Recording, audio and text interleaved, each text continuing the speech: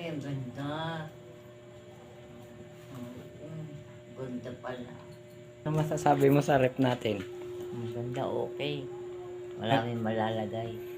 Bali ngayong araw nga pala ay tatapusin ko na yung mga labahin na hindi ko natapos kahapon. Yung mga sapin at kumot nga na hindi ko na nalaban dahil hindi na rin kaya ng oras. Habang naglalaba nga ako ay bumisita kay mama sila Lola Christy, Ate Lobby at Ate Jody. Pagkatapos ko nga maglaba ay niluto ko na nga kagad yung tanghalian namin. Iba nga pala ang pagkain na pinapakain ko kay mama. Sinisigurado ko kasi na tama dapat yung mapakain ko sa kanya at talagang maging mabilis yung recovery niya. Ischemic stroke po kasi yung naging sakit ni mama, which is hindi dumadaloy ng maayos yung dugo niya papunta sa utak. Kaya ang ending ayun na stroke siya tapos high blood pa. After ko nga mapakain si mama, heto at ako naman yung kumakain para may lakas kasi ito nga at gagawin ko munang kuhanin yung mga sinampay ko dahil tuyo na. Meron pa nga kasi ako nga asikasuhin na sobrang importante lalo't ngayon wala na akong trabaho. Kailangan kasi na full time ang pagbabantay ko kay mama kaya naman kailangan ko mag-isip ng alternative ways para kumita habang nandito sa bahay. Pinuntahan ko na nga din yung iba pang sampay para nga maisilong na at maitupi muna. Hindi ko nga iniisip lahat ng pagod ko ngayon pero ang iniisip ko ay ang goal ko sa buhay. So after ko nga makuha lahat ng mga sinampay, heto nga at daladala ko na itong inasikaso ko. Kumuha nga ako ng pahulugan na refrigerator kasi nga bukas ay magtitinda na ako. Magtitinda ako ng mga burger, fries, ham sandwich, egg sandwich at kung ano-ano pa gamit itong ref na to. Halo-halong emosyon ngayon nararamdaman ko sa mga oras na to dahil nga panibagong pagkakabayaran na naman. Hindi pa nga ako tapos sa mga una kong nahiraman pero kailangan ko talagang gumawa ng paraan.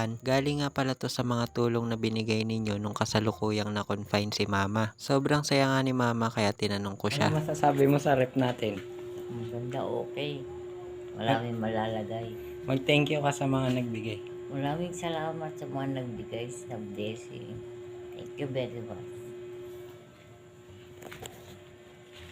Kaya nga walang hanggan ang pasasalamat ko sa inyong lahat na mga tumulong sa amin. At dito ay sisiguraduhin ko na lahat ng tinulong nyo ay pagsisikapan kong magbunga. Para kahit na nandito lang ako at nagbabantay kay mama sa bahay ay may pagkakakitaan pa rin kami. Hindi nga ako titigil gumawa ng paraan hanggang sa maging maayos talaga yung buhay namin. At hindi ko rin talaga makakalimutan lahat ng mga tumulong sa amin. Pasensya na nga pala kung meron pa ako mga pinagkakautangan na hindi ko pa nababayaran. Pero pinapangako ko na makakabawi din ako sa inyo. Kailangan ko lang muna talagang bumuelo at magdesisyon ng maayos para nang sa ganun ay hindi na ako magkakamali sa pagkakataon na to. At kailangan ko din na masigurado na maging maayos yung sitwasyon ni mama. Sana ay magkita-kita tayo dito sa bahay namin at suportahan itong business na itatayo ko.